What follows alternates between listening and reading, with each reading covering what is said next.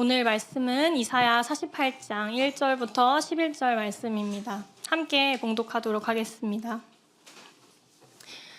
야곱의 집이여 이를 들을지어다. 너희는 이스라엘의 이름으로 일컬음을 받으며 유다의 허리에서 나왔으며 여호와의 이름으로 맹세하며 이스라엘의 하나님을 기념하면서도 진실이 없고 공의가 없도다.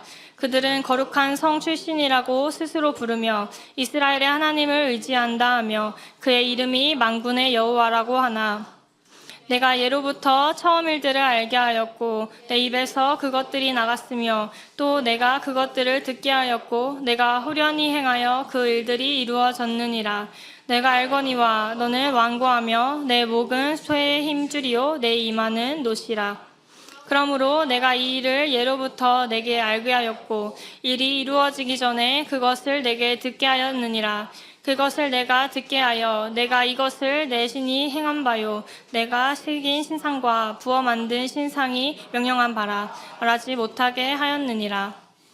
내가 들었으니 이 모든 것을 보라. 너희가 선전하지 아니하겠느냐. 이제부터 내가 새 일 곧 내가 알지 못하던 은비한 일을 내게 듣게 하노니 이 일들은 지금 창조된 것이요 옛 것이 아니라 오늘 이전에는 내가 듣지 못하였으니 이는 내가 말하기를 내가 이미 알았노라 하지 못하게 하려 함이라. 내가 과연 듣지도 못하였고 알지도 못하였으며 내 귀가 옛적부터 열리지 못하였나니 이는 내가 정녕 배신하여 모태에서부터 내가 배역한 자라 불릴 줄을 내가 알았음이라. 내 이름을 위하여 내가 노하기를 더디할 것이며 내 영광을 위하여 내가 참고 너를 멸절하지 아니하리라. 보라, 내가 너를 연단하였으나 은처럼 하지 아니하고 너를 고난의 풀무불에서 택하였노라. 나는 나를 위하여 이를 이룰 것이라. 어찌 내 이름을 욕되게 하리요 내 영광을 다른 자에게 주지 아니하리라. 아멘. 새 일을 약속하신 하나님이라는 말씀 김강환 전도사님께서 전해주시겠습니다. 아버지 감사합니다. 오늘도 이렇게 아름답고 귀한 은혜의 공간에 우리 젊은이들 함께 할 수 있게 해주시면 감사드립니다. 아버지, 젊음이 향연이 있고 하늘의 천사들이 같이 합창한 것을 보았습니다. 아버지, 이곳에 우리 젊은이들과 함께 부르신 청년들과 함께 천사가 같이 합창하니 참으로 주의 은혜가 참으로 크고 놀라웠습니다. 아버지, 우리의 입술을 주관하시고 우리 온 몸과 마음을 오직 성령으로 함께 하심으로 아버지 끝나는 시간까지 주의 은혜의 크고 기쁨이 우리 모두에게 참으로 놀라운 역사로 임할 수 있게 하여 주시옵소서. 감사하며 예수 그리스도 이름으로 기도하옵나이다. 아멘. 오늘은 이사야서 48장을 가지고 여러분들하고 짤막하게 은혜를 좀 나눠보도록 하려고 합니다. 먼저 이사야 48장을 이해하려면 먼저 당시 이제 시대적 배경을 우리가 좀 알고 넘어가야 되는데 여러분 다 잘 아시는 거죠. 이사야 선지자가 활동했던 시대라든지 이사야서는 쫙 보시면 알겠지만 66장으로 구성되어 있어요. 그래서 우리가 성경이 구약 39권, 신약 27권 해가지고 66권으로 구성된 것과 묘하게 똑같이 66개의 장으로 구성이 되어 있는데 그것도 39개의 장을 기준으로 해가지고 앞의 내용과 제 40장부터 66장까지 내용이 완전히 다른 체제와 편제와 내용으로 구성이 되어 있습니다.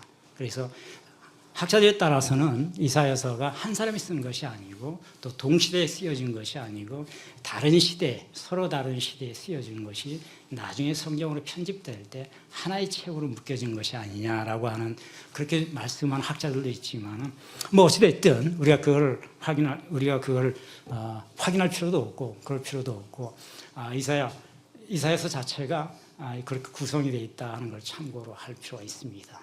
주로 1장부터 39장까지 39장까지는 이스라엘 패역한 백성들에 대한 심판을 주로 다루고 있어요. 그러니까 우상을 가까이 하고 하나님을 멀리한 그 행위에 대해서 하나님께서 어떻게 심판할 것이냐 그들이 불순종과 우상숭배에 대한 심판을 39개의 장에 걸쳐가지고 이사야 선지자가 얘기하고 있고, 그런데 하나님께서는 이렇게 심판만 하시겠다고 하신 것이 아니고 갑자기 분위기를 전환시켜가지고 40장부터 이제 마지막까지는 하나님 약속을 주시는 거죠. 새로운 약속, 그리고 하나님께서 새 일을 어떻게 행할 것인지를 이사야 선지자의 예언, 선지적인 예언을 통해 가지고 알려주고 있는 모습입니다. 그래서 이사야서는 심판과 회복, 불순종에 대한 심판과 하나님의 언약과 약속을 동시에 하나의 책에서 동시에 선지적으로 예언을 하고 있다라고 하는 책입니다. 이사야 선지자가 활동했던 시기는 여러분 알다시피 유대, 우리 이사야서가 가장 많은 부분이 차지하고 있는 것이 히스기야 왕 때 일로 되어 있는데, 히스기야 왕으로부터 3대에 걸쳐 우시야, 요담, 아하스, 그리고 히스기야까지 약 한 40여 년 정도, 30년에서 한 40년 정도 이사야 선지자는 실제 활동을 한 것으로 성경을 분석해 보면 그래요. 이사야서와 열왕기, 역대기를 보면은 이사야 선지자가 등장하는 장면에 그 4명의 왕들이 교체되고 있다. 근데 가장 많은 부분이 이제 히스기야 왕 때의 일이고, 이때 이스라엘은 2개의 나라로 쪼개져 가지고 북이스라엘은 이때의 왕은 마지막 왕 호세아하고 그 직전 몇 명의 왕들이 비슷한 시기에 걸쳐 있죠. 그래서 이사야가 활동하던 유다 시기에 북이스라엘에는, 사마리아에는 호세아라고 하는 선지자가 있었고, 그가 쓴 이제 선지서가 호세아서라고 짤막하게 있지요.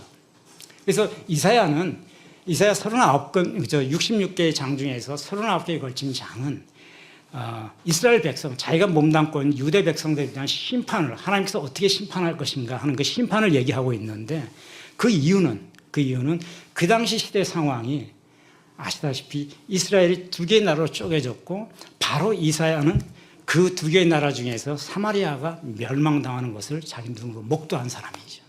물론 본인은 유다에서 예루살렘에서 활동을 했지만은 북이스라엘의 수도 사마리아가 사네립에 의해서 멸망당하는 모습. 그리고 그 사네립이 유다를 침공하는 그런 과정에서 예언을 했던 선지자예요. 그러니까 그 당시에 그 시대 상황에서 이스라엘, 유다도 결국은 멸망할 수밖에 없을 것이다. 왜냐하면은 당신들이 이스라엘처럼 하나님으로부터 벗어나서 끝없이 우상을 숭배하고 하나님의 길에서 벗어났다. 이 얘기를 무려 39개의 장에 걸쳐가지고 이사야 선지자의 입을 통해서 확인하고 있는 내용입니다. 그리고 이 40장에서 이어지는 마지막 장은 이사야 선지자가 직접 썼는지 여부는 확인할 수는 없어요. 이건 시기가 사실 포로기 이후의 시기가 등장하기 때문에 아마도 포로기 이후까지를 이사야 선지자가 예언을 했든지, 아니면은 이사야 선지자의 그 제자들이 포로기 이후에 걸쳐서 계속 하나님으로부터 선지적인 예언을 받아가지고 쓴 것들이 편집되면서 같이 한 권의 책으로 되어 있는지 그거는 사실 검증하기는 어렵지만은, 포로기 이후에 이스라엘 백성들에게 비록 하나님이 심판하셨지만은 그들에게 다시 돌아올 것을 약속하시고, 전국적으로는 그들에게 새로운 메시아를 허락할 것이다.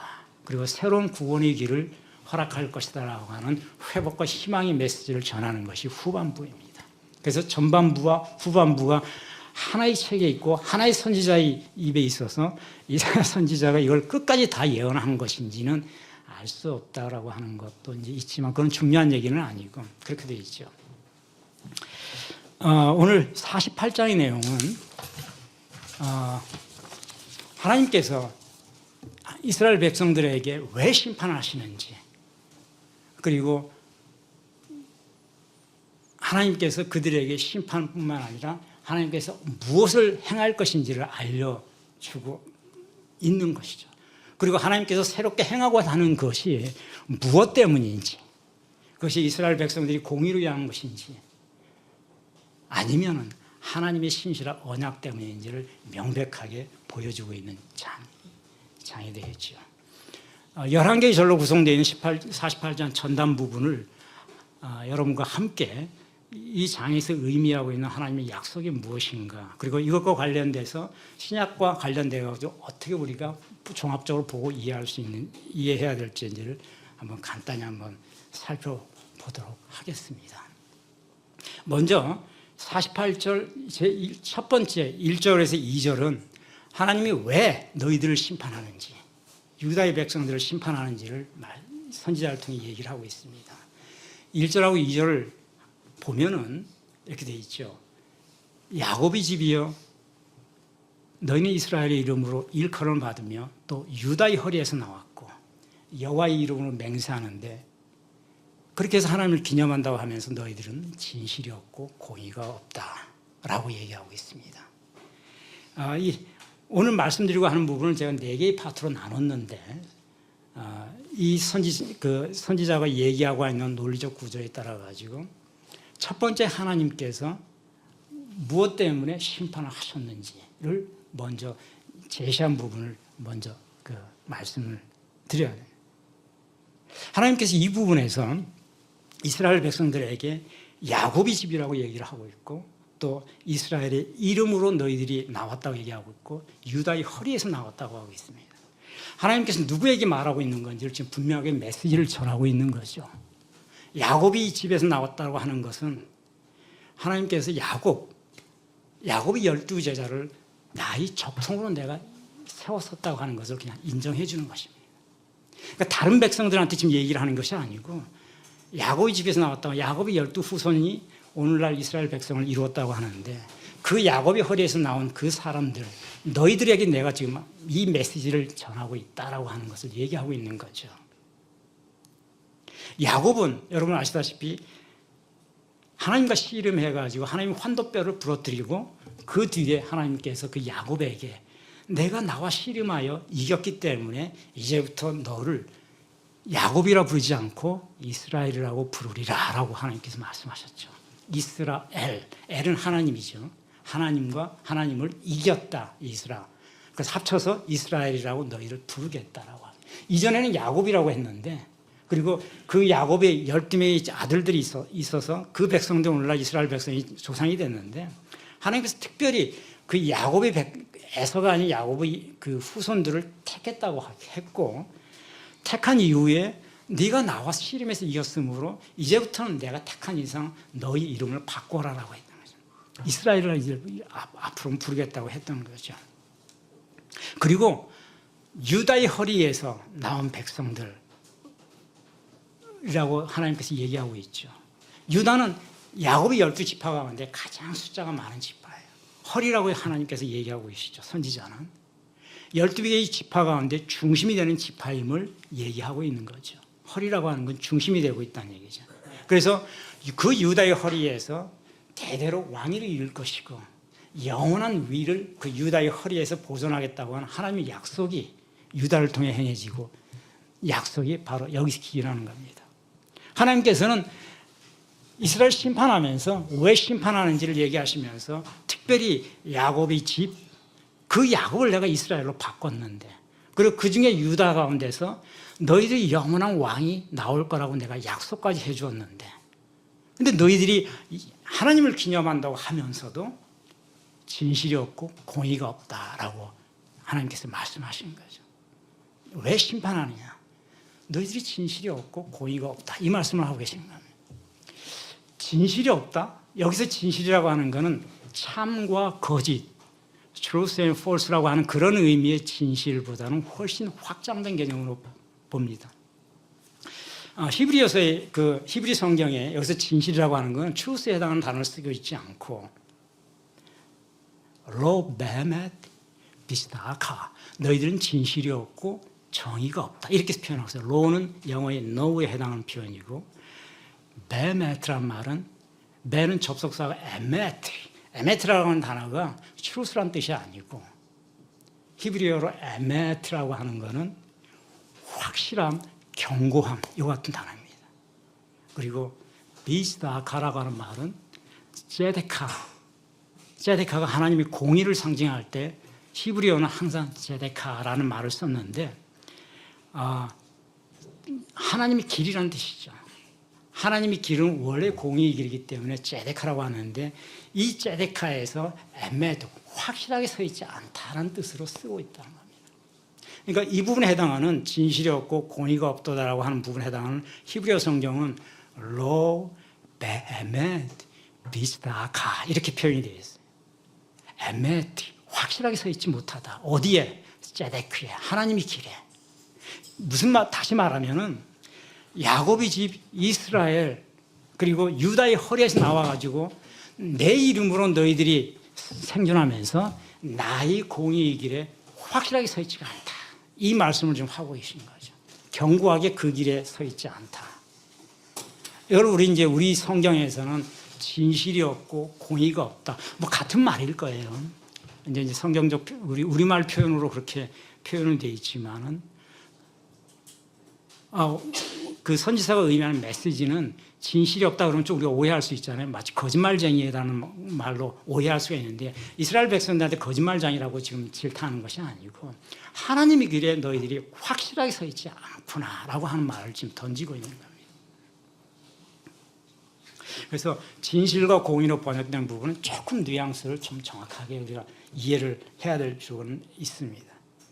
결국 하나님께서 내가 왜 이 백성들을 심판하게 되는지 해야 되는지를 1절과 2절에서는 너희들이 내가 택했다고 한 내가 적통을 부여했음에도 불구하고 하나님 택한 백성으로 야곱을 이스라엘로 계칭하면서 그리고 유다의 허리를 지칭하면서 유다의 씨를 확장시키고 그 씨 가운데서 영원하게 왕위를 보존시키겠다는 약속을 했는데도 불구하고 그 하나님이 내가 설정한 이 길, 공의의 길에 너희들이 확실하게 견고하게 서 있지 않은 모습을 내가 보았다라고 하고 있는 말씀입니다.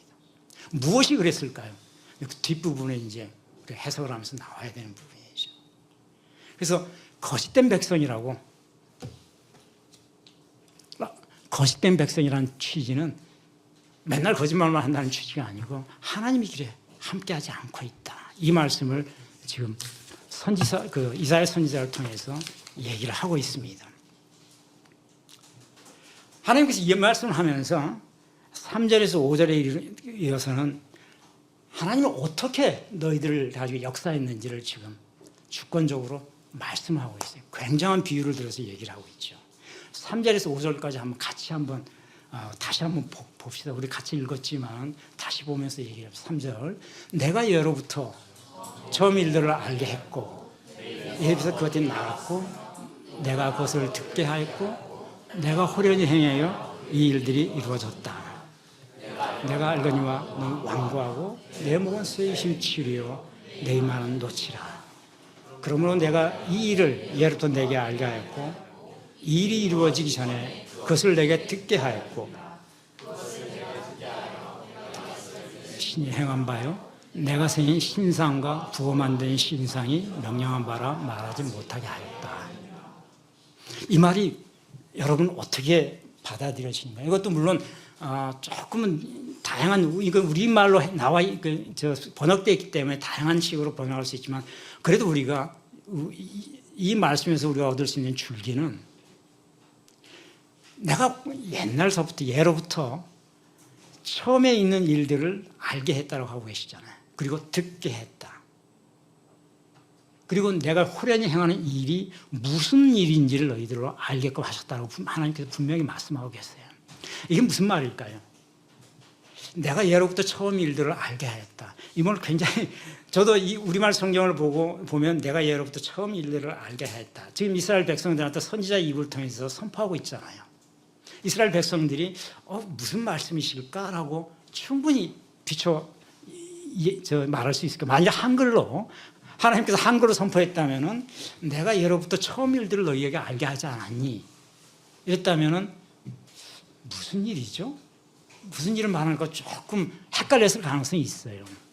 이제 그래서 그런 것 때문에 우리가 이제 원어 성경을 보는 이유가 이 메시지가 던지는 뉘앙스가 무엇인지를 우리가 알기 위해서 그래서 번역된 이 말이 정확하게 하나님께서 무슨 말씀을 하고 계신지 알기 위해서 원어 성경을 보는 건데 어쨌든 원어 성경 워낙 어렵잖아요. 헬라어는 그래도 신약 성경은 좀 그래도 쉬운데 히브리 성경은 굉장히 어렵죠. 그래서 어려워도 이제 조금씩 우리가 해나가면 좀 볼 수는 있는데 이 부분에 그 히브리는 어떻게 되어 있냐면은 내가 예로부터 처음 일들 너희들이 알게 했다. 이거는 메아스 하리쇼노트 이렇게 표현되어 있어요.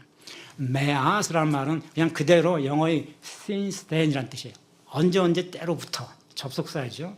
하리쇼노트 이 말인데 리쇼하라고 하는 건 그냥 정관사 영어의 더라는 뜻이고 리쇼이라고 하는 말이 이제 리쇼노트라는 거는 리쇼한 것들이라는 뜻이에요. 리쇼이 무슨 말이에요?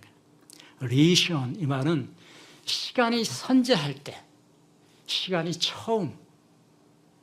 우리가 역사시대, 선사시대 할 때 선사시대는 뭐지? 역사가 있기 이전의 시대를 선사시대라고 하잖아요. 우리 인간의 역사는 시간이 존재하면서부터 시작되는 거죠. 우리가 그거를 창조라고 얘기하고 있잖아요. 그죠? 하나님이 창조하는 순간서부터 시간은 존재하는 것이죠. 우리들이 이야기로는. 하나님께서는 지금 처음부터란 말은 시간이 창조되기 이전부터 내가 알게 하려고 했다는 뜻을 얘기하고 있는 거예요. 리쇼노트라는 거는 선재하던 시점의 일들이라는 뜻이거든요. 그 시점의 일들서부터 무슨 말일까요? 요한복음 1장 이걸 이해하려면 요한복음 1장 1절을 하고 2절을 보시면 생각해 보면 됩니다. 요한복음 1장 1절이 뭐예요? 태초에 엔 아르케 에놀로고스 태초에 말씀이 계셨다라고 하고 있죠. 에놀로고스 프로스톤 데온 그 말씀이 데온 하나님과 함께 하셨고 에놀로고스 엔데오스 근데 그 말씀이 곧 하나님이시다 이렇게 헬라어 성경에 되어 있어요. 무슨 말씀이 태초부터 있었다고 얘기를 우리 지금 요한복음에서 나와 있잖아요. 예수님께 우리 말씀은 예수님으로 해석하기 이전으로 고스라 그냥 말씀 그대로 보면 태초부터 하나님이 계시던 시점에 그리고 창조하기 이전에도 말씀이 존재했다는 거고 2절에 가면 그 말씀이 바로 세상을 창조했다고 나오고 있죠. 그 해석을 우리가 이해하고 있으면 지금 선지자를 통해서 하나님께서 그 얘기를 하고 있는 겁니다. 시간이 있기 이전, 창조되기 이전의 일서부터 내가 너희들이 무엇이 이 땅에서 일어나는지를 알게 해주었다라고 하는 거예요. 그걸 보게 해주었고 듣게 해주었고 내가 하나씩 호련히 행하는 것들을 이루는 일들을 알게 했다라고 하는 거예요.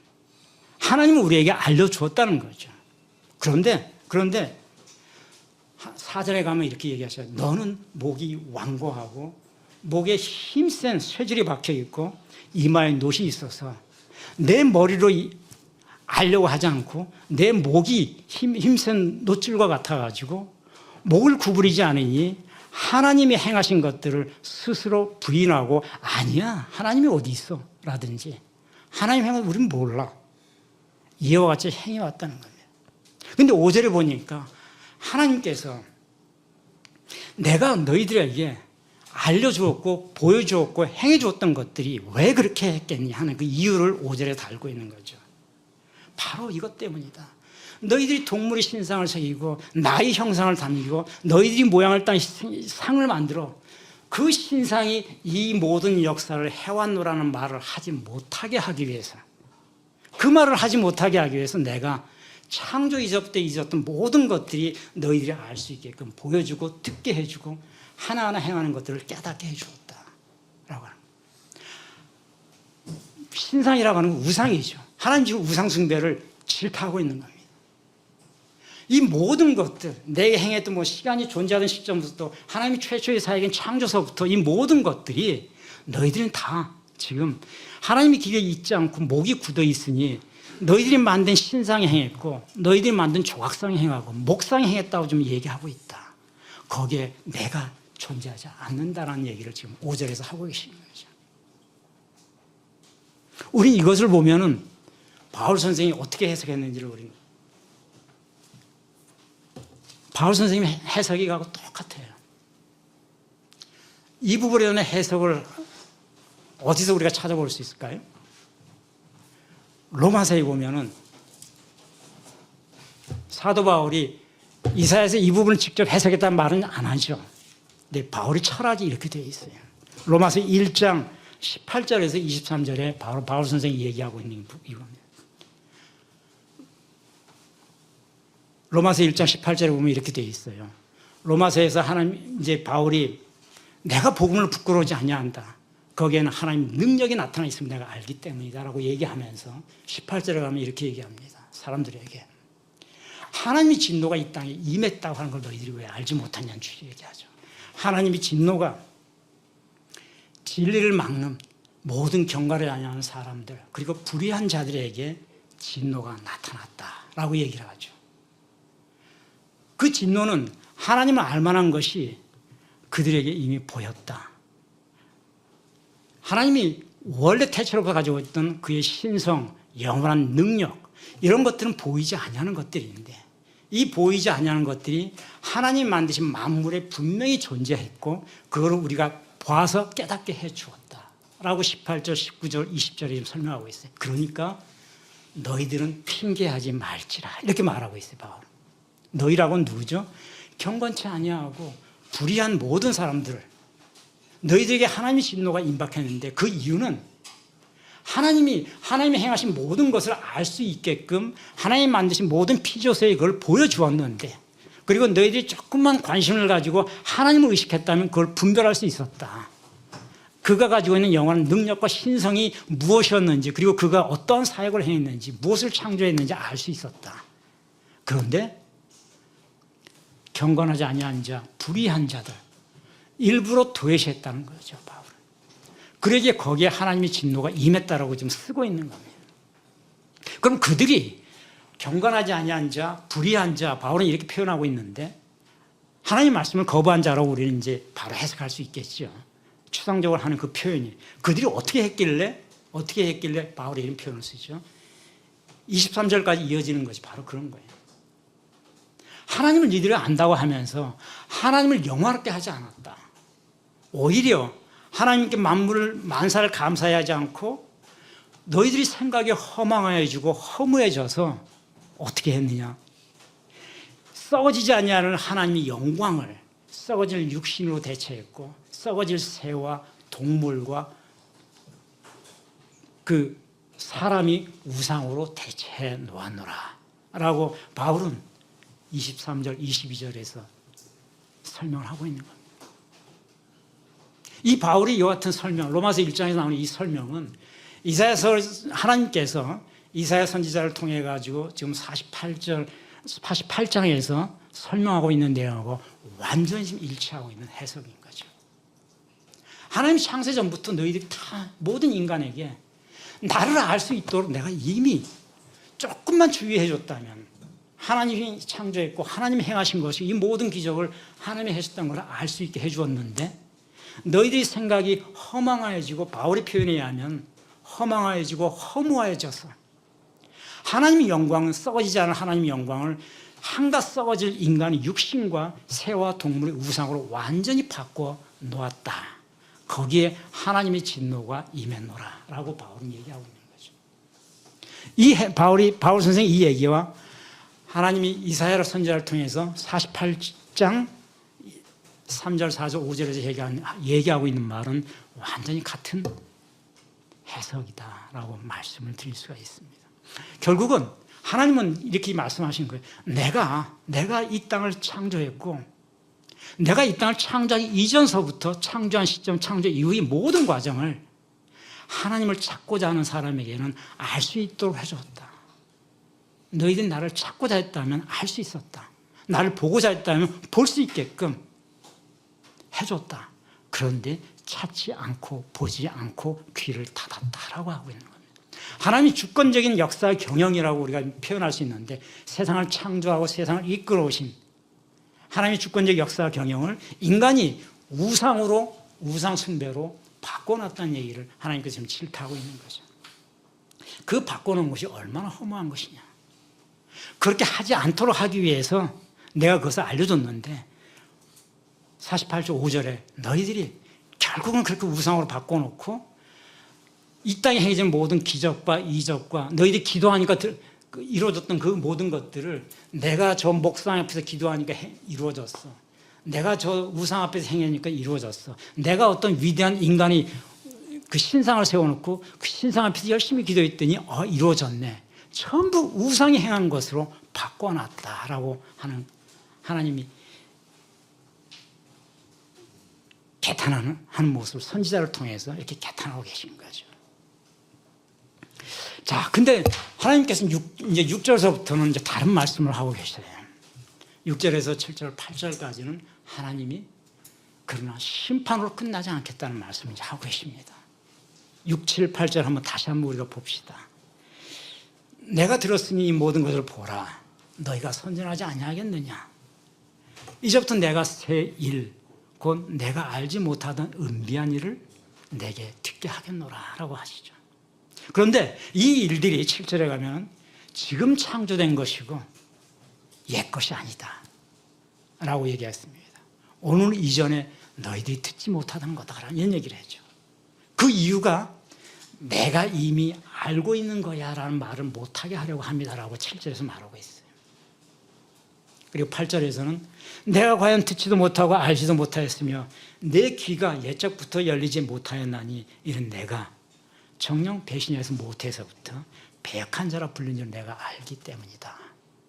이게 무슨 말씀이실까요? 하나님께서 지금 말씀하시고 있는 거는 요지는 분명해요. 내가 새로 무엇인가를 하겠다는 뜻이에요.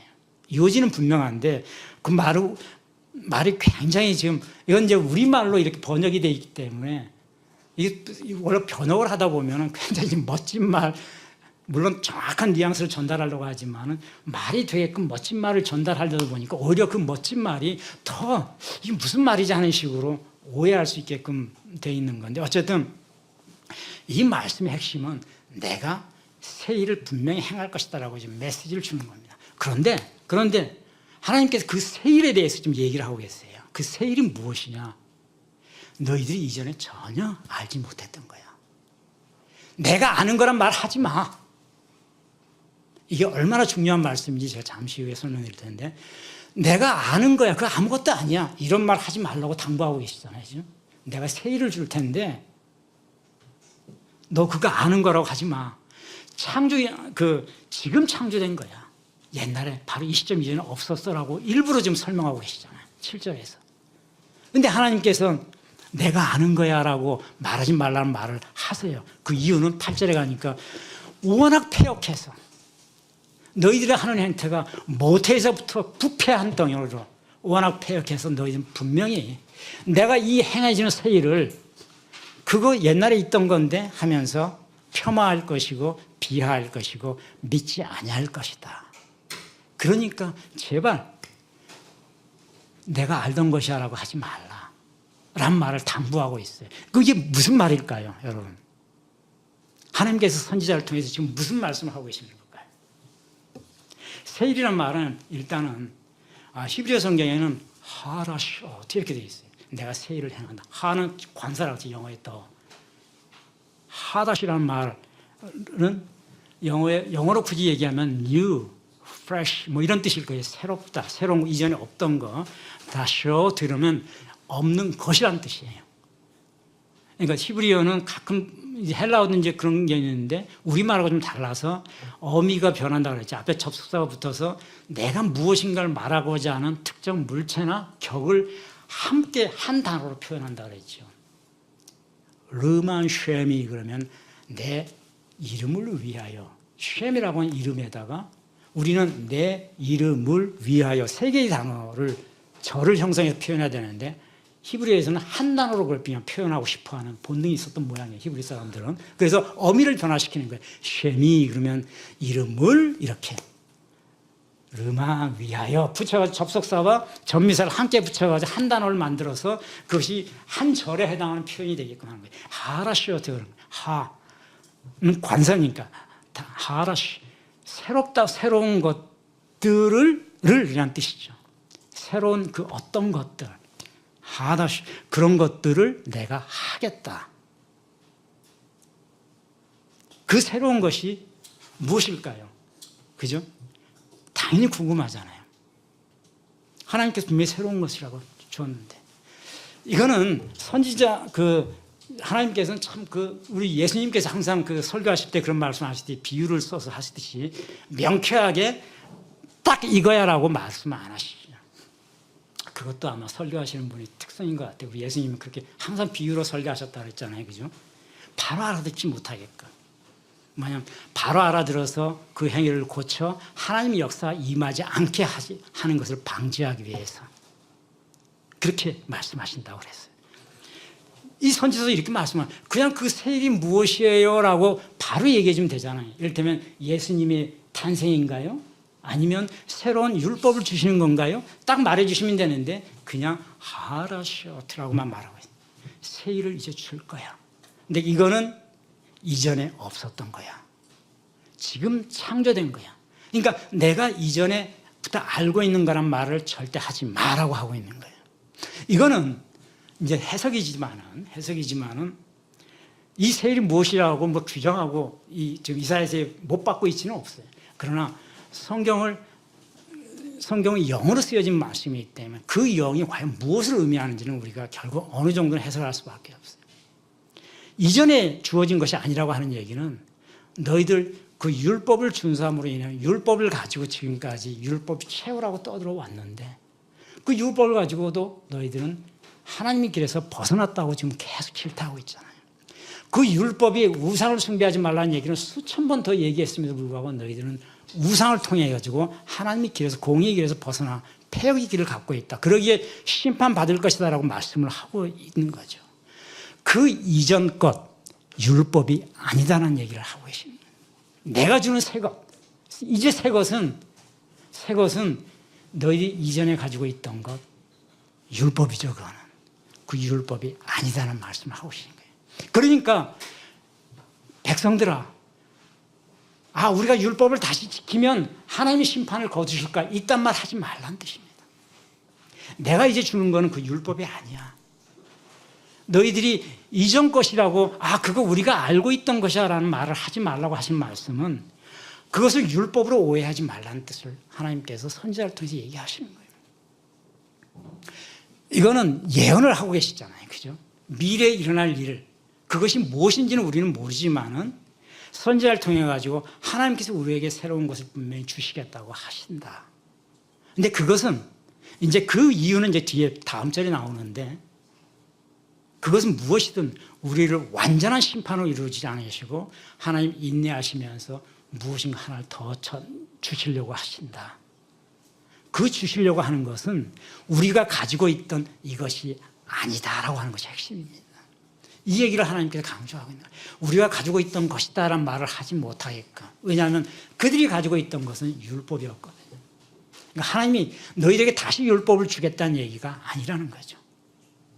그러면 하나님께서 이 새 것을 왜 주시겠다고 하셨을까?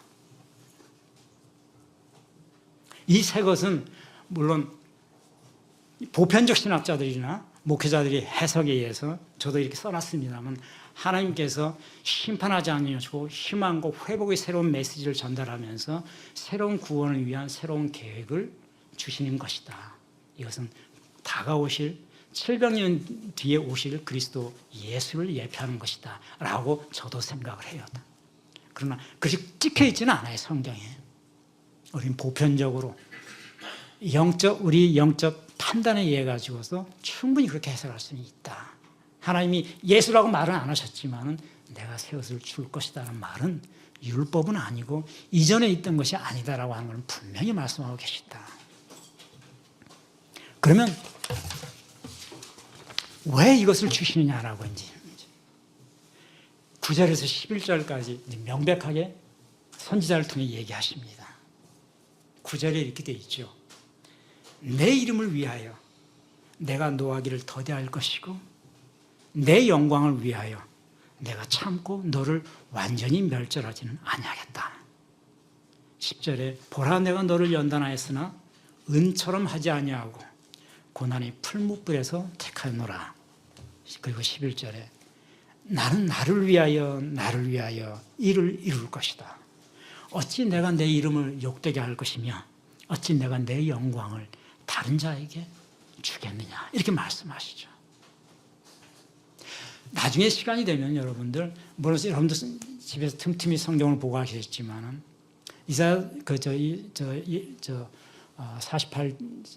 이사야서 48장 1절부터 11절까지 한번 곰곰이 깊이 한번 다시 한번 천천히 읽어보세요. 하나님께서 내가 나를 위하여 두 번이나 반복하고 있어요. 11절에. 그게 참 놀라운 표현이에요. 인간이라면 이렇게 쓰지는 않죠. 이거 하나님이 얼마나 답답했으면 이렇게 하시는 것이 내가 내 이름을 위하여 내가 참겠다고 하시잖아요. 19절에 노하기를 더디할 것이다. 그리고 너희를 완전히 멸절하지 아니하겠다.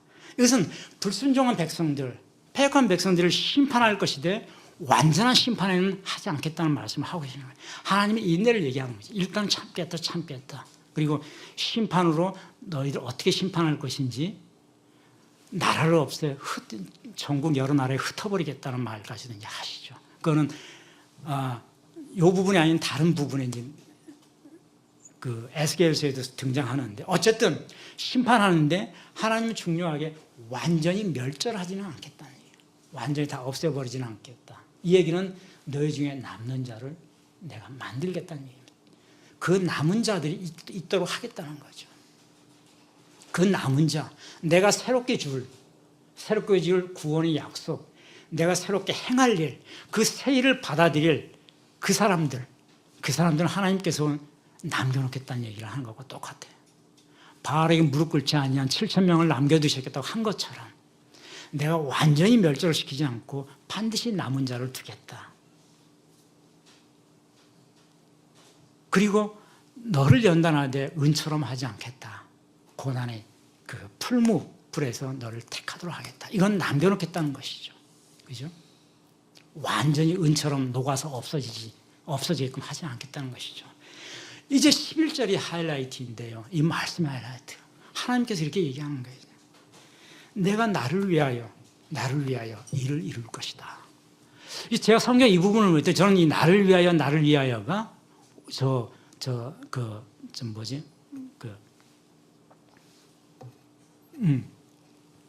잘못 쓴 거. 그러니까 좀 두 번이 돼 있잖아요. 내가 나를 위하여 이룰 것이다 하면 되지. 나를 위하여 일을 이룰 것이다. 그러니까 한 줄을 뭐 잘못 써. 이거 뭐라 그러네. 오기. 잘못 쓴 거. 이 성경학자들이 오기했나? 왜 나를 위하여 이렇게 했지? 오기했나 해가지고 히브리 성경을 찾아봤더니 오기가 아니에요. 똑같이 돼 있어. 내가 11절에 내가 나를 위하여 일을 이룰 것이다. 르마니 에하슈크 이렇게 되어 있어요. 르마니라고 하는 말은 나를 위하여. 아까 내 이름을 위하여 르만 쉐미 이러다 했잖아요. 그냥 나를 위하여 하면 르마니 이렇게 표현하거든요. 내가 이루다는 말은 에하슈크. 그러니까 히브리 성경에 르마니 에하슈크 이렇게 되어 있어요. 내가 이루다 나를 위하여. 그러니까 지금 오기가 아니에요, 이게. 전 처음엔 오기인 줄 알았어요. 나를 위해 두 번을 왜 썼지 하고. 히브리 성경에 그렇게 되어 있다고 하면 선지자가 이렇게 받았다는 거잖아요. 그죠? 하나님 말씀을. 하나님께서 우리가 편지 쓸 때도, 우리가 메시지를 쓸 때도 내가 나를 위하여 이렇게 표현하지는 않죠. 얼마나 답답하고 간절하고, 그죠? 하나님 입장에서 얼마나 이 메시지를 전하고 싶으면, 깨닫게 하고 싶으면 내가 나를 위하여. 마치 육성으로 우리가 표현을 한다면, 하나님이 지금 우리에게 육성으로 만약 이 자리에 표현한다면 그 답답한 심정으로 가슴을 두드리면서 이렇게 해서 내가 나를 위하여 이렇게 행하는 것이다. 이렇게 지금 하고 있는 것과 똑같은 거죠. 그죠? 우리가 책을 읽으니까 그걸 모르는데 이걸 말씀으로 선지자에게 할 때는 그렇게 받았다. 그 말씀 그대로 지금 받아 쓴 거니까.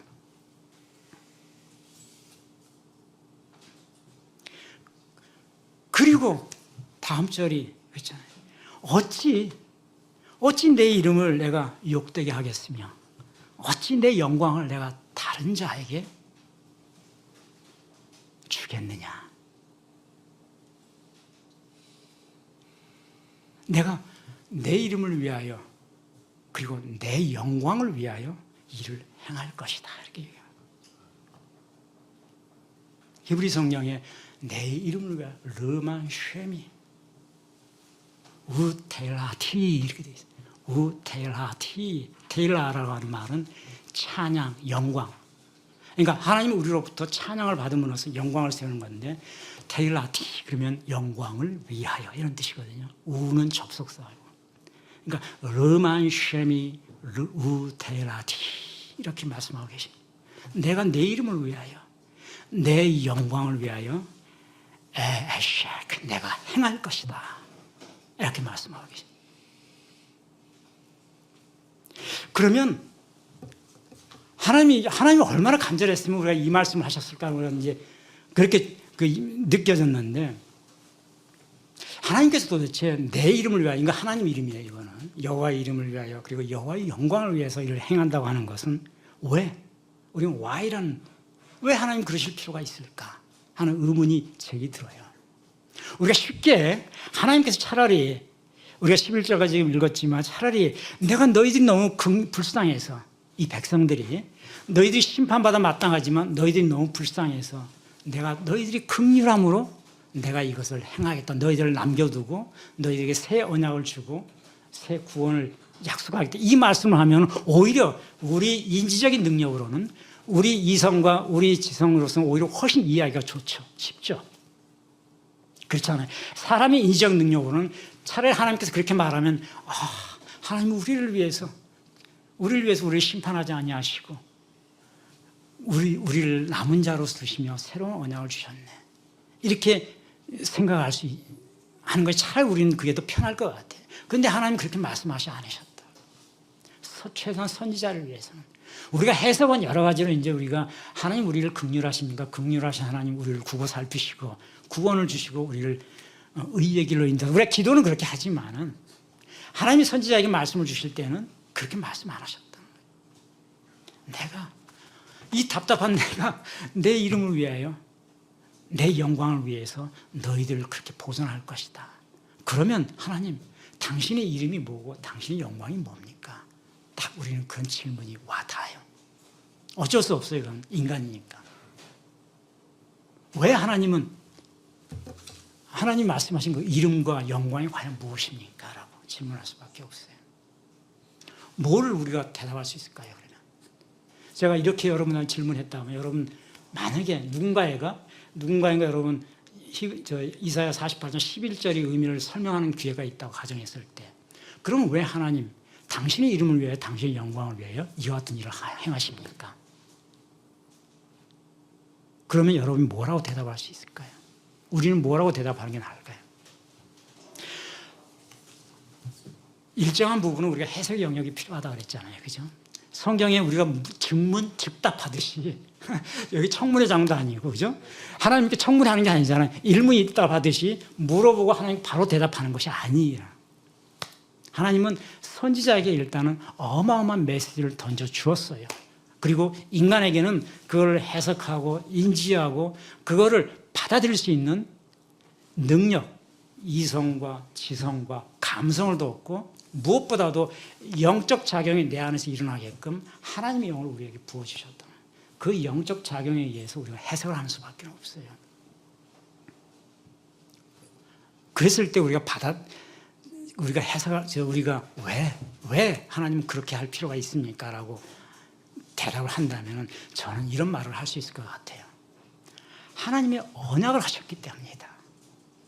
하나님이 창조를 하시고 사람을 분명히 택했죠. 아브라함이라는 사람을 택했어요. 그 많은 사람들 중에 아브라함을 택해가지고 창세기 12장 1절에서 3절까지 나오는 그 부분을 보면 너는 내 고향, 친척, 아비, 집을 다 떠나고 내가 지시한 그곳으로 가라 라고 얘기하죠. 그러면은 반드시 내가 너를 큰 민족을 이루게 하겠다. 너희 후손을 바다의 모래처럼 하늘의 별처럼 창대하게 할 것이고 내가 축복하는 자를 내가 축복할 것이며 내가 만약 저주한다면 그 자를 내가 똑같이 저주할 것이다. 이런 약속을 하나님께서 해주시죠. 창세기 12장 1절에 3절까지. 아브라함한테 하나님께서 언약을 해주셨어요. 언약은 약속이잖아요. 그죠? 하나님 반드시 행해주겠다고 하는 약속이고 그 언약이 무효를 선언하신 적이 한 번도 없으시다는 거죠.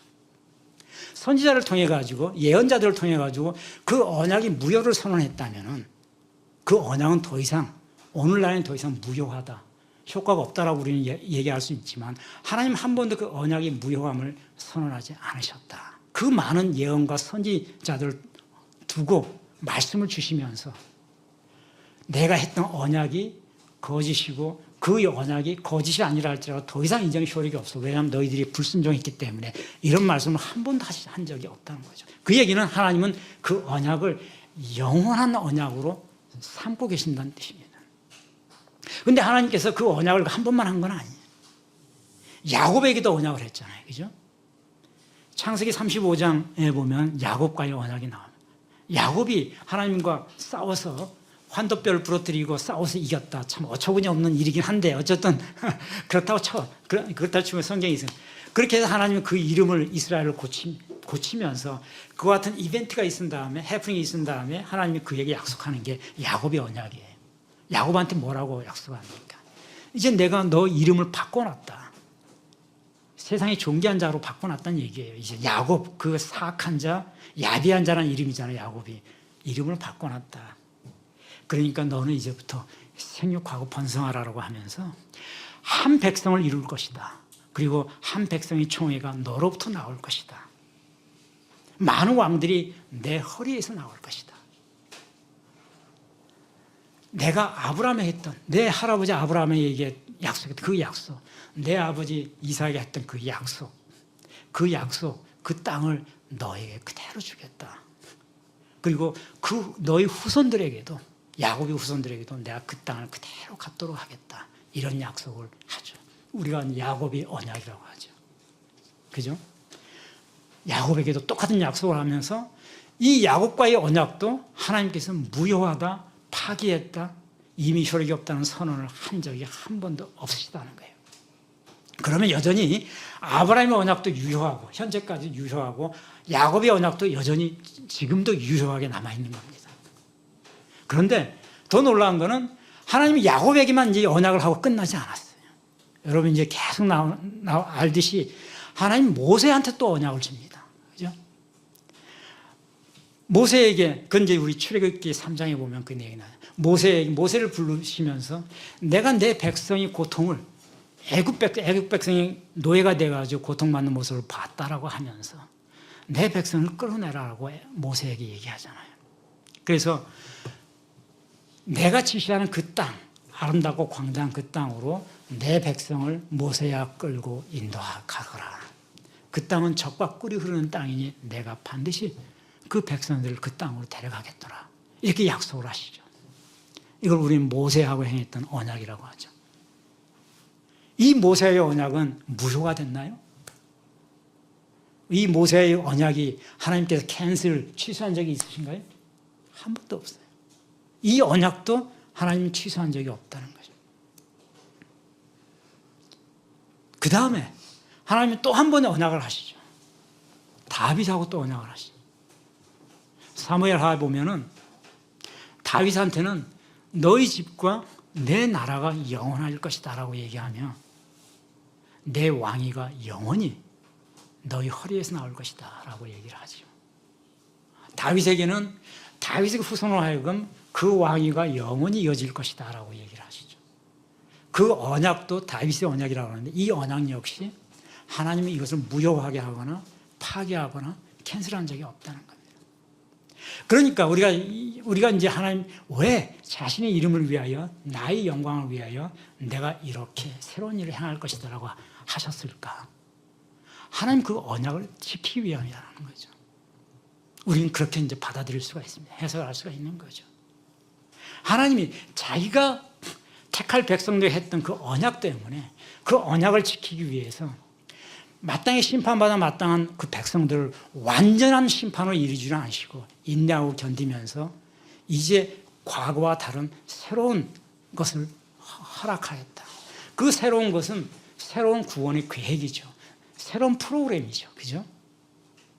그것이 구체적으로 뭐라고 못을 박아서 설명해 놓고 있지는 않지만은 그거는 바로 그 백성들이 하나님께 귀를 기리고 하나님의 말씀을 받아들이면 깨달을 수 있게끔 하나님은 그냥 그렇게 흘러가게끔 놔주시는 거죠. 그게 예수야 이런 말씀을 하시지는 않으시죠. 그게 예수야라고 말씀했으면 얼마나 좋겠어요. 근데 그렇게 말씀하면은 그게 바로 우상이 되기 때문에 하나님 절대 그런 말씀을 하시는 거예요. 내가 새로이 행할 것들을 믿음으로 바라보라는 주지. 그리고 그렇게 행하는 것이 내 이름을 위해서 내 영광을 내가 다른 데 주지 아니하고 다른 우상들에게 팔지 않도록 하기 위해서 하는데 그 이유는 내 이름과 내 영광을 위함이라 하면 바로 너희들과 맺었던 그 언약을 바로 지키기 위해서 그 언약을 지키겠다는 바로 그것 때문이다라는 거죠.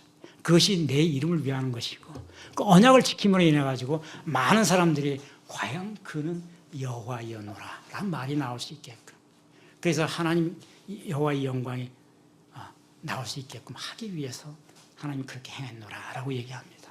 이것을 우리가 이와 같은 해석과 이와 같은 것이 가장 이사야서에서 얘기한 가장 근접한 해석으로 볼 수 있는 반출할 수 있는 또 하나의 증거가 에스겔서에 나와 있죠. 에스겔서 36장에 보면 그 비슷한 그 하나님 말씀을 우리가 찾을 수가 있습니다. 에스겔서는 여러분 아시다시피 에스겔 선지자는 바벨론 포로기에 활동해서 선지자죠, 그죠? 누구의 느부갓네살의 침공 때 포로로 잡혀갔다가 포로 잡혀간 5년 만에 그바알 강가에서 에스겔서 1장에 보면 하나님의 임재가 있었다라고 하면서 예언을 받기 시작하죠. 에스겔 36장에 보면 아마도 이게 하나님의 예언을 받은 지 아마 세 번째가 네 번째 정도 예언일 거예요. 36장에 보면 그렇게 되어 있어요. 이스라엘 족속이 그들이 고국 땅에 거주할 때 그들이 행위로 그 땅을 더럽혔도다. 에스겔 36장 17절에 그렇게 되어 있습니다. 그래서 내가 그들이 그 땅에 거주할 때 그들의 행위로 그 땅을 더럽혔다라고 하는 우상숭배를 그대로 얘기하고 있는 거죠. 그래서 내가 19절에 보면 내가 그 행위대로 그들을 각국에 흩어놔버렸다. 나라를 멸망시켰다는 얘기죠. 에스겔 선지자가 이 예언을 할 때는 이미 유다가 멸망하고 난 뒤입니다. 그래서 바벨론으로 끌려가고 에스겔은 바벨론 궁전이 아닌 그바알 강가라고 하는 곳에서 예루살렘 그 이스라엘 백성들을 상대로 사역하던 선지자였죠. 그들이 바벨론으로 끌려가서 강날에 흩어진 것은 바로 그들이 원래 거주했던 그 땅을 더럽혔기 때문이다라고 여기 말씀하고 있죠. 그런데 하나님께서는 20절에 보니까 그 더럽혔던 그 이름을 내가 아꼈다라고 얘기하십니다. 그래서 내가 이제 이스라엘 족속들에게 내가 선포하노라 하면서 에스겔을 통해 선포하죠. 내가 이렇게 내 이름을 아끼면 이렇게 행하면 너희들을 남겨놓으면 너희를 위함이 아니다라고 얘기합니다.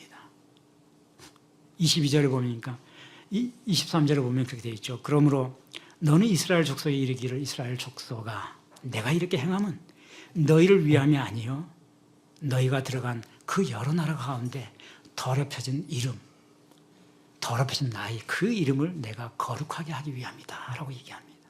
그리고 그 이유는 내가 비로소 그렇게 함으로써 만방에 있는 사람들이 여호와께서 행하셨구나 하는 것을 알고 그 많은 사람들이 여호와의 일을 찬양하게 하기 위함이다 라고 에스겔서에 기록하고 있는 거예요. 그러니까 에스겔 선지자도 포로 잡혀간 다음에 받은 하나님 말씀이 이사야 선지자가 예언했던 이 내용과 같은 내용을 하고 있는 거예요. 너희들을 긍휼하게 너희들을 남겨놓으면 너희들이 긍휼해서가 아니다. 하나님께서 자신의 이름을 더럽히지 않고 그 더럽혀졌던 바로 이 백성들에 의해서 더럽혀진 그 이름을 여러 나라 가운데서 다시 깨끗하게 함으로 인해서 그 많은 사람들이 과연 여호와이구나 라고 해서 돌이킬 수 있도록 하기 위해서 내가 그 일을 행했노라 라고 얘기하고 계신다는 겁니다. 결국 하나님은 자신의 언약을 지키시고 그 언약을 지키시는 것으로 인해 가지고 하나님이 영광을 취하시겠다고 하는 거죠.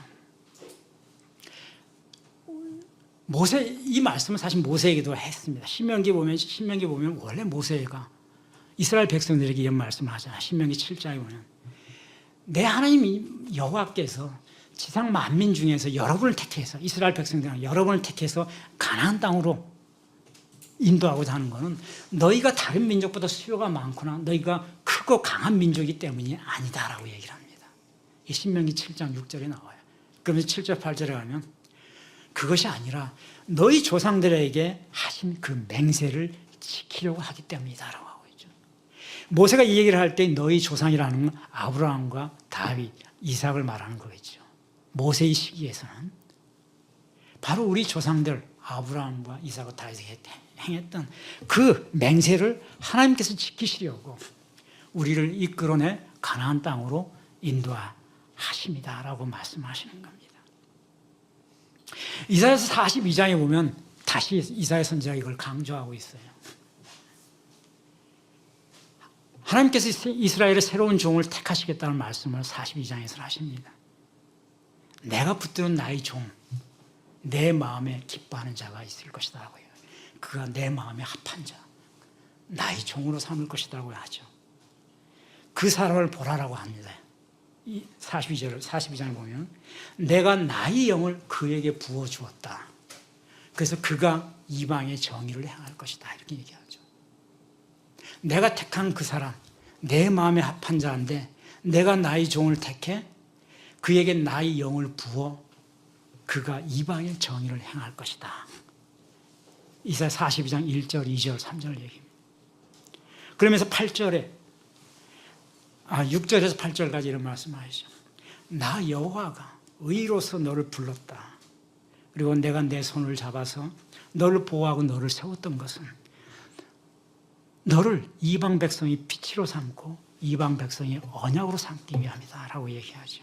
그래서 내가 눈먼 자들에게 눈을 뜨게 하고 감옥에 갇힌 자를 끌어내고 흑암에 갇힌 자들에게 감방에서 벗어나게 하기 위해서 내가 이렇게 행하노라라고 얘기하면서 8절에 가면은 저기 있듯이 난 여호와이니 여호와 내 이름이라고 얘기하면서 내가 결코 내 영광을 다른 자에게 주지 않을 것이며 내가 결코 내 찬송을 다른 우상에게 주지 아니할 것이다 이렇게 얘기합니다.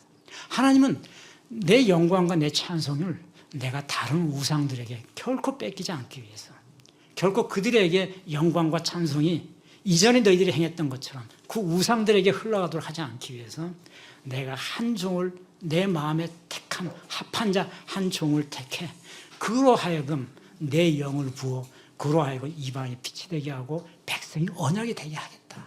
그래서 그 사람으로 하여금 눈먼 자들의 눈을 뜨게 하고 그 사람을 하여금 갇힌 자를 감옥에서 풀어내고 흑암에 있는 자들에게 빛을 볼 수 있는 그 길을 내가 허락하겠다라고 이사야서 42장에서 얘기를 하고 있습니다. 그분이 누굴까요? 이것도 당연히 해석이죠. 그죠? 이제는 해석입니다. 그분이 누구냐? 하나님께서 예수다라고 이렇게 얘기를 당연히 안 하시죠. 하나님이 그렇게 얘기를 하면은 불순종의 영이 임해서 정말 우리가 그리스도로 오신 예수님을 폄하할 수 있기 때문에 하나님 절대 그런 말을 하지 않으신 거예요. 그냥 내가 내 종을 택했다. 그에게 기름 부었다. 그로서 백성이 빛이 되게 할 것이며 흑암이 빛이 되게 할 것이다. 그가 언약이 되게 할 것이다. 이 말씀을 하시고 받아들이는 것은 믿음이 있는 자는 그대로 받아들일지어다. 이렇게 얘기를 하시는 거죠. 이제 이와 같은 하나님의 영광과 이런 것들을 예수께서는 어떻게 드러내신 거예요? 이제 결론으로 우리가 흘러갑니다. 하나님의 영광을 가장 잘 드러내고 있는 주님의 기도가 있죠. 주님 유명한 겟세마네 기도라고 하는 기도. 하나님 예수님 체포되기 전에 겟세마네 산에 올라가가지고 감람산에서 홀로 행하셨던 그 기도. 요한복음 15장, 14장, 15장, 16장, 17절에 이어서 쭉 이어지는 기도죠.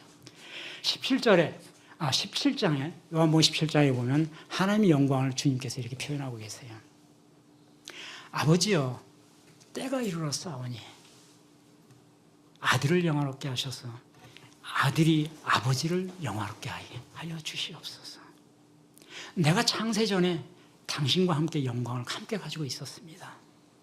그 영광을 지금 이 땅에 육신으로 와 있는 내게 주셔서 내가 마지막으로 당신에게 마지막 영광을 드릴 수 있게 해달라. 이 기도가 요한복음 17장에 흘러가는 기도입니다.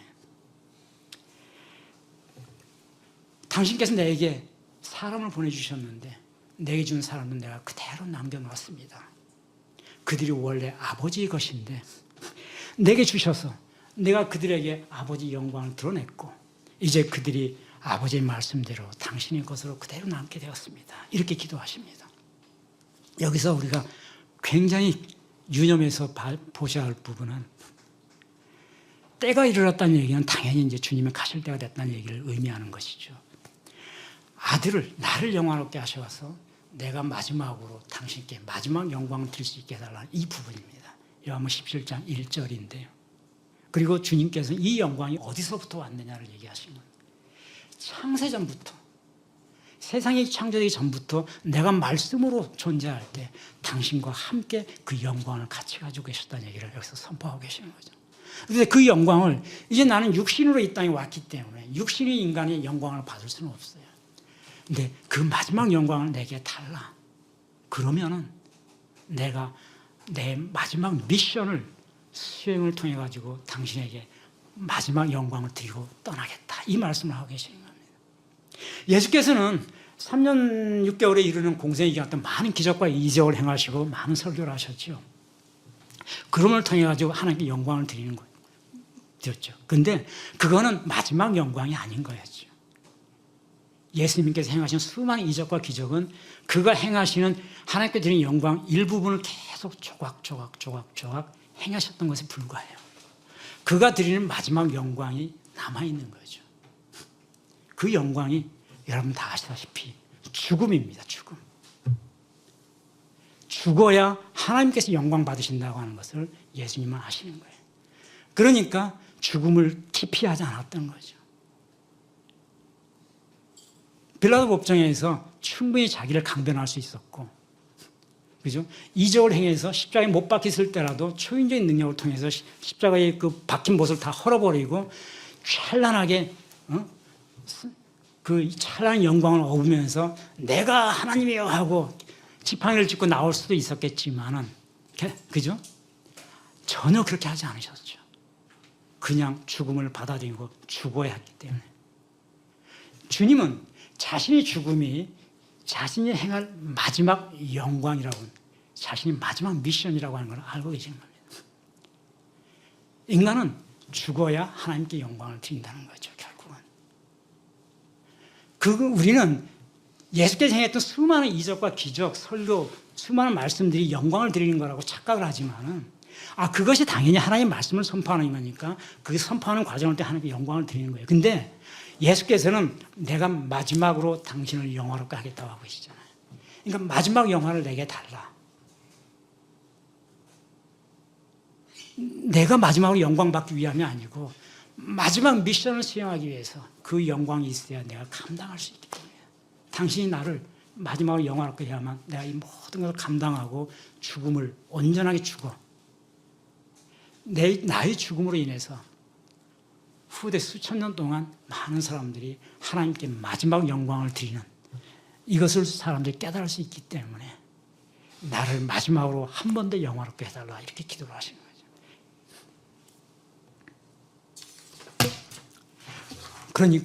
그러니까 그분이 마지막 미션, 십자가의 죽음이라고 하는 것은 죽음이 아니고 하나님께 마지막으로 드리는 영광, 육신을 가지고 마지막으로 행하는 영광의 과정이었다고 하는 것을 우리는 알 수 있는 겁니다. 그래서 바울은 로마서 11장에 이런 말을 이렇게 찬양을 하죠. 만물이 주에게서 나오고 주로 말미암고 또 주에게로 돌아가노라. 그에게 영광이 세세토록 있을지어다. 주가 누구죠? 주 하나님이시죠, 물론. 바울은 귀리오스라고 표현하고 있어요. 주. 호테엑스 아우투, 가이디 아우투, 가이에이스 아우톤 따빠안타, 아우토 헤터 옥사, 에이스투스 아이오나, 아멘. 이렇게 외쳤다. 이건 바울의 외침입니다. 무슨 말이냐면 따뜻한 만물이한테. 만물이 X out는 영어 himself라는 뜻이죠. 대명사를 쓰고 있죠. 왜냐하면 그 앞에 지금 바울은 앞에 몇 가지를 설명하고 있어요. 하나님의 구원이 임했다는 그분 주를 통해 예수 그리스도를 통해. 그래서 그분을 지금 대명사로서 표현하고 있기 때문에 만물이 주에게서 나오고 그 헬라어 성경은 아우톤 이렇게 표현하고 있습니다. 대명사를 써서. 바울은 그이리오스라고 딱 얘기하고 있는 거죠. 하나님에게서 나오고 하나님으로 말미암고 결국은 하나님에게 다 돌아간다. 하나님 대신에 바울은 귀리오스 주님을 대체해서 놓고 있죠. 그래서 만물이 주에게서 나오고 주로 말미암고 주에게로 돌아간다.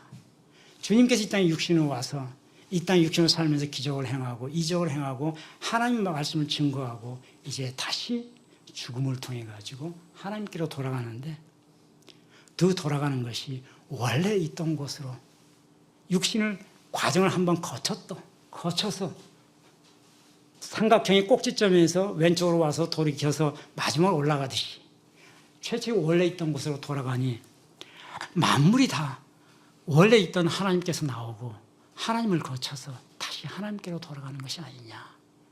그러니 그 모든 영광이 다 세세 영원토록 함께할지어다라고 사도 바울은 아멘 하면서 찬송을 하고 있는 거죠. 그 부분이 로마서 11장 36절입니다. 바울이 에베소 성도들에게 비슷한 취지의 얘기를 전하고 있어요. 에베소 1장에 에베소 성도들을 권면하면서 이와 같이 얘기를 합니다. 1장 1절에서 14절까지 압축해서 얘기를 하면 여러분들이 창세전부터 하나님께서 택해서 하나님의 자녀가 되었도다. 이것은 그분의 예수 그리스도의 은혜로 말미암아 이렇게 할 수 있게 하신 그 은혜의 영광을 찬송하게 합니다. 1절 6절이 그렇게 얘기합니다. 그리고 쭉 같은 설명을 하면서 여러분이 하늘아버지 기업으로 받게 하셨습니다. 우리가 기업이 되게 함도 그 은혜의 영광을 찬송하게 하미로다. 12절에 또 그렇게 표현하고 있어요. 마지막 14절에 가면은 또 한 번 이걸 강조하는데 이렇게 강조합니다. 우리가 자녀되고 우리가 그분이 상속자가 되게 하면 그거를 오신 성령, 약속의 성령이 인치하였도다. 보증하였다고 얘기를 하고 있죠. 성령의 보증이 있으면 이 모든 것들 우리가 자녀되고 기업이 되고 성령의 보증이 있어 하나님의 자녀로 있게 하면 그분의 영광을 그분 은혜의 영광을 찬송하게 하려 하였기 때문이다라고 에베소 성도들에게 권면하고 있습니다. 바울은 에베소서를 쭉 기술해 나가면서 제일 처음에 성도들에게 그와 같은 얘기를 먼저 해주고 있는 에베소 성도들의 권면의 말씀. 그 권면의 말씀의 핵심은 여러분이 주님의 자녀가 되었다. 그리고 하나님의 상속자가 되었다. 그리고 그거를 성령이 인을 쳐줬다. 이것은 그분의 은혜로 인해 이루어진 것인데 그 은혜의 영광을 찬송하는 것이 마땅한 것이 아니냐라고 시작하고 있는 겁니다. 에베소의 서문이라 할 수 있는 1장은 그렇게 시작하는 거죠. 이제 결론입니다. 하나님께서 우리를 행하시고 새 일을 행하시는 것. 그 새 일이라고 하는 것, 새롭게 행해진 것은 결코 과거에 있던 것이 아니라고 했어요. 새롭게 우리가 알고 있던 것이 아니라고 했어요. 그 백성들이 너희가 알고 있던 거라고 폄하하지 말라. 율법이 아니라는 거죠. 내가 분명히 새로운 것을 주겠다고 했고 그 새로운 것을 받아서 새로운 길, 새로운 계획을 제시하는 그 이유는 하나님의 영광, 하나님의 이름을 위해 가는 것이다.